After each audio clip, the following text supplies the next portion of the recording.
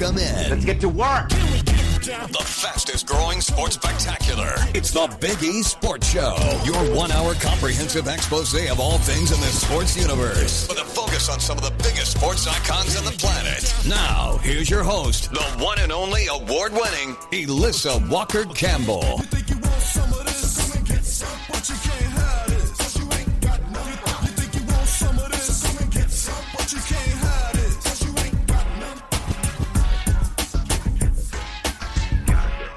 Elissa Walker Campbell, I want to welcome you to another edition of the Big E Sports Show, the fastest 1 hour in sports talk. And a new year is about to begin with our program. It's our first show of 2025. You can find us on multiple media platforms online. We've officially expanded our territory, and it is a very big weekend in the NFL. We are so thrilled to have with us to help us break down all the games as the NFL playoffs are here. Wild card round action, and he's going to get you ready, and that is Craig Larson. Happy New Year, Craig. Happy New Year, E. Glad to be with you. Well, all the action begins on Saturday right here in Houston to kick things off. There are a total of 6 wild card games. It's going to be quite a weekend. What are you looking forward to the most? Yeah, the first, I was thinking about this driving in today, the first wild card team to advance and actually win a Super Bowl were the Raiders in 1980, and I know later in the program, they ironically knocked off Dick Vermeil and the Eagles in Super Bowl 15. It's going to be really cool to speak to him, but since then, we've seen several teams win it as wild card participants, Tampa being the last team back in 2020. Who knows? I mean, it could happen again. I personally don't think or consider the Minnesota Vikings as a wild card team. I mean, they won 14 games this year, but it'll be fascinating to see how everything plays out. Craig, you got to give me an upset. I mean, which is one game that perhaps might be a little bit of a surprise? To me, it all starts with quarterback play. You have some rookies in this particular wild card field, right? Will pressure ultimately at the end of the day get to a guy like Bo Nix, or will Jaden Daniels finally get rattled? And then you have some guys with lingering injuries, such as Jordan Love or the health around Jalen Hurts. You just don't know if those guys are going to be 100%. So it's hard to predict an upset. If I were to gauge one, ironically, you mentioned that we're based here in Houston. The Texans are an underdog at home. And I like the way that they ended the season and punctuated the season. They started the season hot with Joe Mixon. And if they win the turnover battle, that home crowd will be energized at NRG Stadium. It's a slight underdog, but technically they are an underdog. I think the Texans can dispatch of the Chargers. That would be my pick. Countdown to kickoff, 4:30 on Saturday on CBS. Looking forward to the Texans and the Chargers. Also, kind of looking ahead, what about the Vikings to be on the road to face the Los Angeles Rams? That's a big one. That's one that's pretty much a toss-up. If you had told, I mean, there were calls in early October for McVay to be fired. The Rams were 1-4 to start the year. They've turned things around. They've been trending overall in the right direction. It's really incredible what they've done, and that's what you want to do this time of year. You want to be hot. But at the end of the day, the real task is trying to knock off Kansas City at Arrowhead, in the weather, against Mahomes, Lamar, Josh Allen. Those guys are going to try. But the way that the Chiefs play this time of year, chasing history, and now the return of Hollywood Brown, they're going to be tough to beat. And, of course, the Cinderella story that everyone's cheering for on the NFC side of the ledger is the amazing job that Dan Campbell's done with the Detroit Lions. It's going to be fascinating to see how the next series of weeks play out. It is countdown to kickoff as we get you ready for the 2025 NFL playoffs, and certainly looking forward, as Craig was just talking about, the game on Monday night with the Vikings and the Rams. So we're going to continue that conversation with NFL super agent, and that is Leigh Steinberg. Happy New Year. And as always, Leigh, thank you for joining us.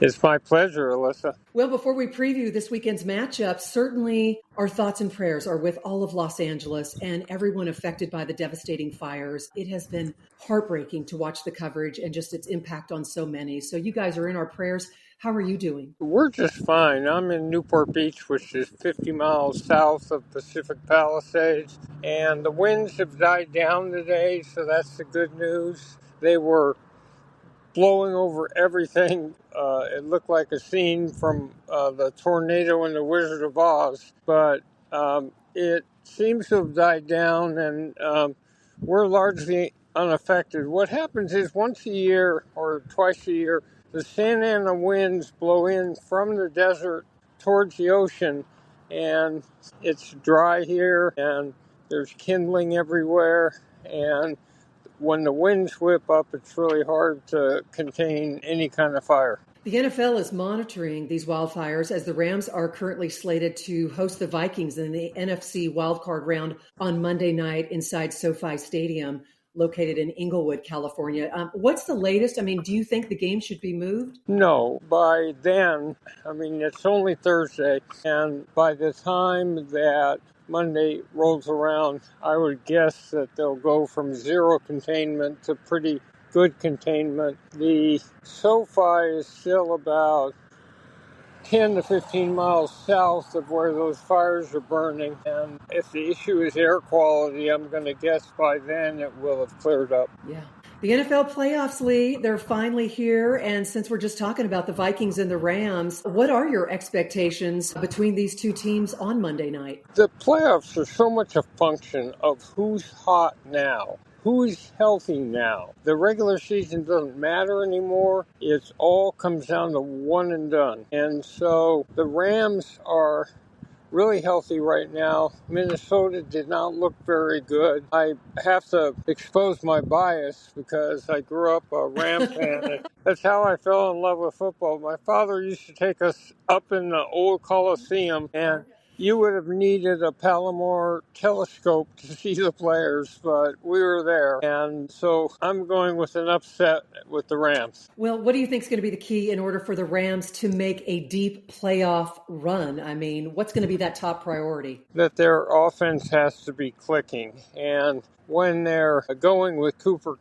Kupp and Nakua, and that running game has been very good this year, and if all that's clicking, they're fine. Now, Minnesota is a very dominant team. Sam Darnold did not look like the Sam Darnold of the regular season in the last game they played. He was inaccurate and he was under pressure. The question is if they can protect him.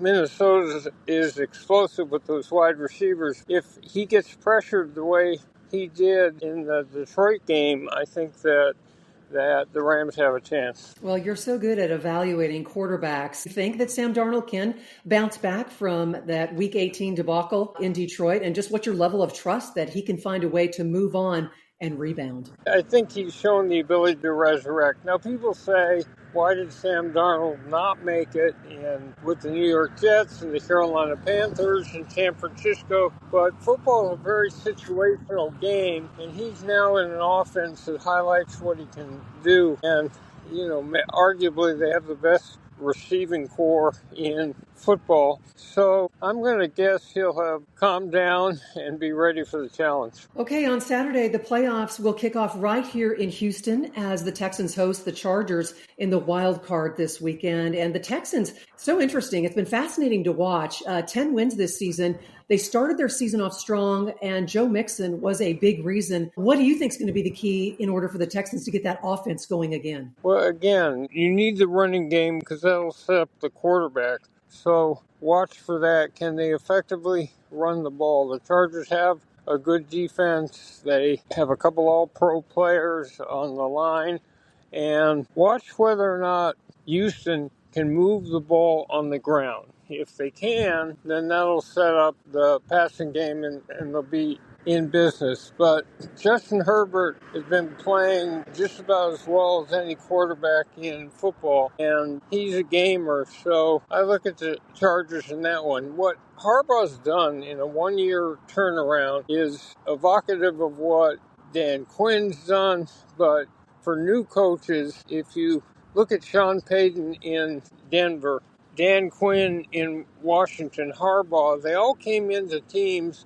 They have a pretty similar roster, but coaching has had a magical effect in changing the culture in each of those places. So I'd be betting Chargers. Well, Jim Harbaugh certainly did change the culture. They are favored in that game. And, Leigh, they won 8 of their past 11 games, and their 3 losses came from division winners with the Ravens, the Chiefs, and the Buccaneers. So really tip your hat to Jim Harbaugh, and just an amazing, a remarkable job that he has done in changing that culture. If you're watching these coaching changes, then the question is, can they bring in someone at these teams that have just fired their coach that can change the culture? And so you can find a coach whose one theory is great head coach. Another theory is the hottest assistant off a winning roster. Well, let's talk about your client, Patrick Mahomes and the Kansas City Chiefs. They're seeking to do what no team has ever done in the Super Bowl era, and that is a three-peat.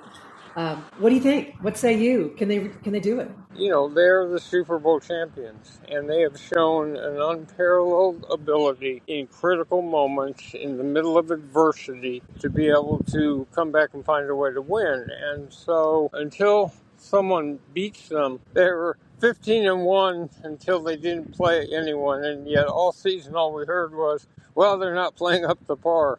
Well, the question again is, at this specific moment, in these couple weeks, who's playing at the highest level? And the Chiefs have 2 wide receivers back that they didn't have before, and Xavier Worthy is going. So it all seems like it's coming together at exactly the right time again, and until someone displaces them, you have to bet Chiefs. You know, we're talking about the Chiefs. Who do you see as their biggest challenger? Well, you've got a couple teams. Buffalo is the one that everyone thinks is the hottest this year. So Buffalo, Baltimore, I think that it really is going to depend on what happens with Buffalo early, but I could well see a Buffalo-Kansas City conference playoff. Hey, we're winding down our time. Leigh Steinberg with us, and the countdown is on for Super Bowl 59 in New Orleans at Caesars Superdome. Always so much talk about the players leading up to this and the teams, but what is life like for you as a sports agent this time of year as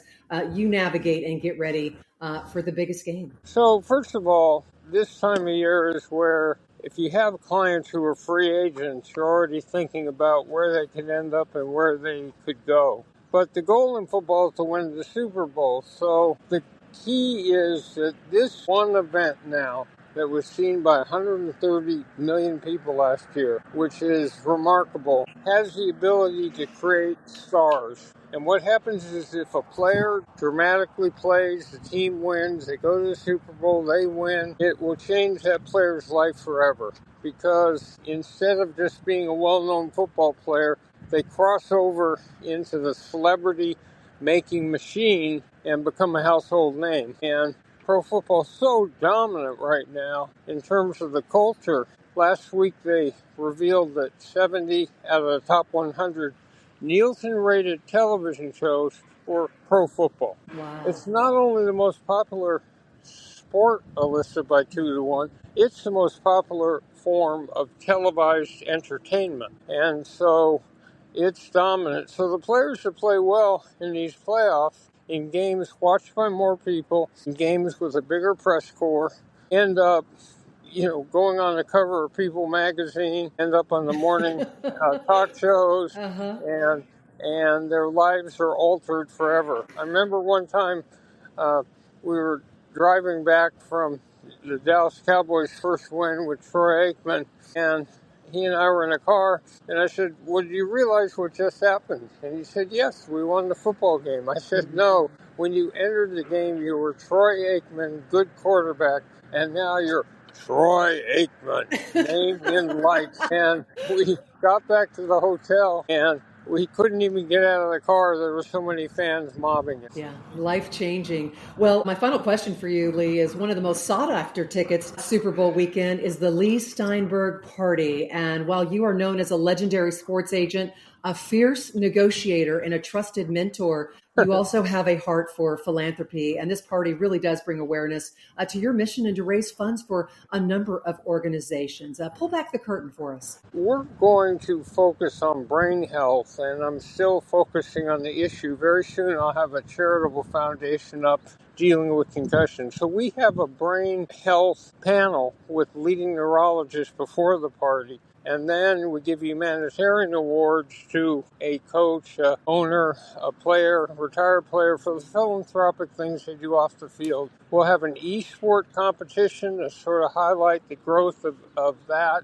Last year we had Michigan play Michigan State. We'll have a brain body lounge, which will show off new healing techniques for athletes such as hyperbaric oxygen and stem cells.